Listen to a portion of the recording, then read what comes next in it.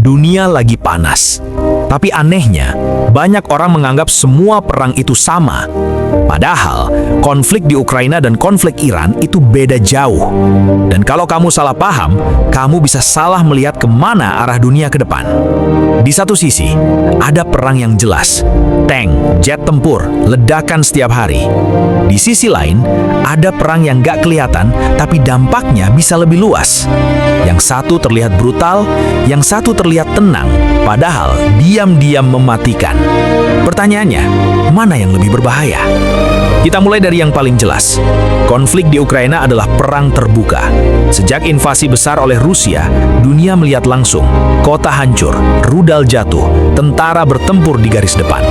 Ini bukan konflik sembunyi-sembunyi. Ini perang klasik.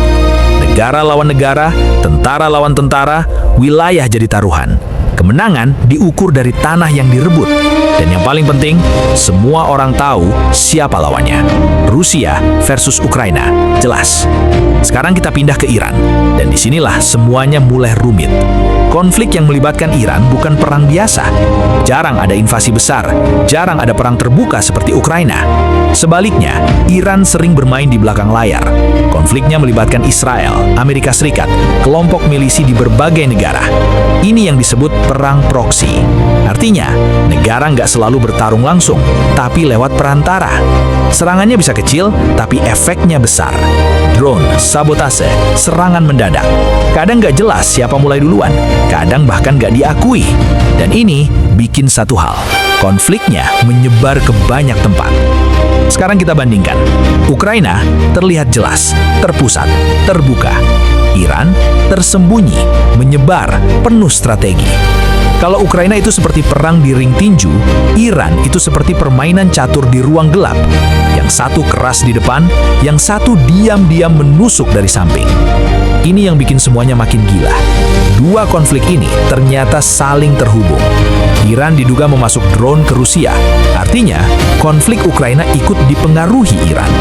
Di sisi lain, kalau konflik di Timur Tengah meledak, perhatian dunia bisa pindah. Dan itu berarti Ukraina bisa kehilangan dukungan. Jadi ini bukan dua perang terpisah, ini satu papan permainan besar. Perang Ukraina itu keras, tapi jelas. Kamu tahu siapa lawan siapa.